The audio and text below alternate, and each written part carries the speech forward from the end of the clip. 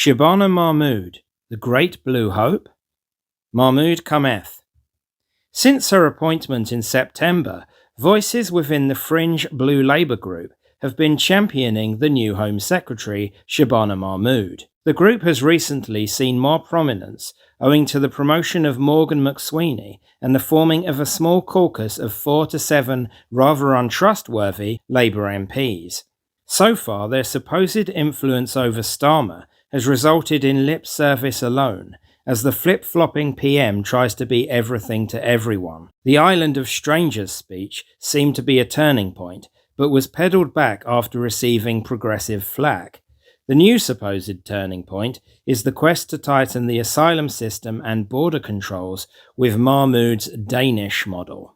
The chief cheerleaders of Blue Labour are Lord Maurice Glassman, who founded the think tank in 2009, John Cruddas and Paul Embry. For a long while it was them only, plus a few journalists and Labour councillors. Both Glassman and Embry are highly enamoured by Mahmood, hailing her as the answer to our current woes. Part of the reason they are saying this is that she has endorsed Blue Labour and made statements proclaiming her social conservatism, which is a main tenet of the group. She may even be an official member, although this is not confirmed. In an interview with Michael Gove, the ubiquitous turd that won't flush, she said, "I have a natural affinity for the faith, flag and family element of Blue Labour.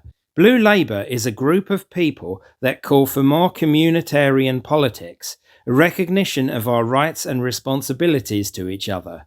The politics they argue for is very rooted in the day-to-day concerns of working people across our country. If you were trying to put me in a box, you would say small c conservative."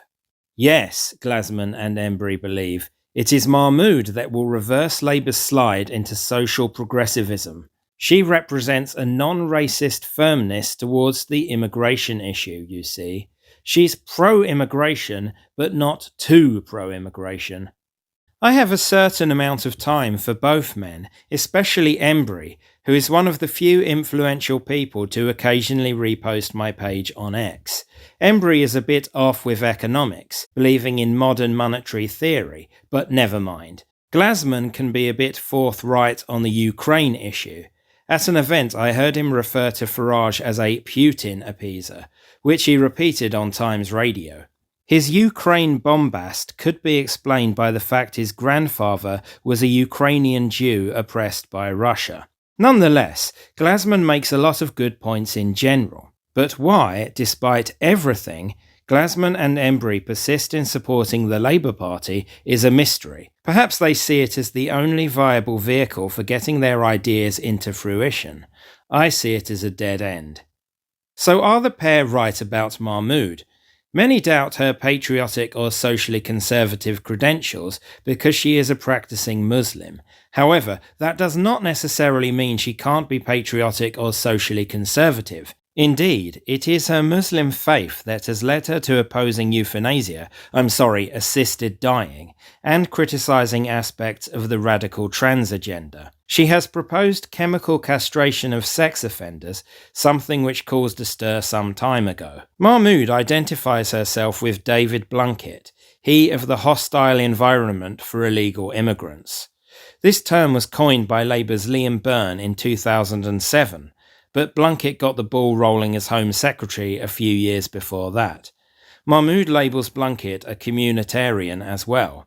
Her policies and speeches on immigration since being made Home Secretary have been quite impressive, certainly compared to most other Labour figures. However, when looking at her contributions over 15 years in Parliament, she did not say much about immigration until she was Home Secretary. Before taking that role, she mentioned the issue 15 times. 5 times she said things that we on the anti-immigration side would agree with.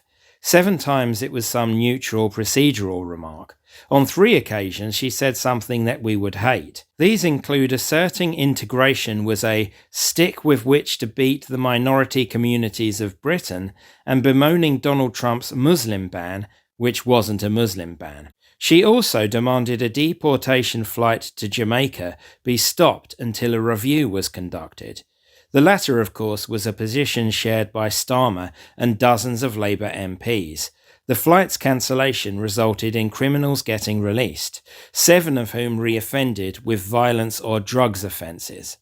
The interview with Gove was on May the 15th, while Mahmood was still Justice Secretary and Lord Chancellor. On immigration, she merely backed up what Starmer had said in Island of Strangers, that the immigration system must hinge on adherence to its rules. She put forward the viewpoint of immigrants themselves, many of whom feel it is unfair they did everything properly, yet now dubious young men are simply rowing into the country or overstaying on visas.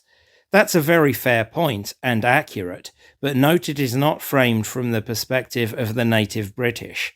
I suppose it wouldn't be, seeing as she is the child of immigrants. A more general remark in the piece sensibly added, "I just don't know why we've got ourselves in a tangle talking about migration controls on the left of politics, because it's really pretty fundamental to the way a lot of our voters think." I contend that Mahmood is something of a Jenny-come-lately to the immigration issue, just like the Labour Party in general. They began these huge numbers under Tony Blair, after all. Perhaps Mahmood is more genuine and pragmatic about it than Starmer, but that is hardly a high bar. Possibly she is a recent convert because she's realised just how bad things are. Or maybe, just maybe, she is doing this out of political expedience. We should point out also that Mahmood was not very blue Labour when it came to leaving the European Union. Like all people in Starmer's cabinet, she campaigned for Remain. She didn't push against implementing it once it was voted for, or support a second referendum, but it's still an inconvenient detail for the vehemently pro-Brexit Embry and the Eurosceptic Glasman. She also supported Owen Smith, who was the Remainer candidate taking on Corbyn for the Labour leadership in 2016.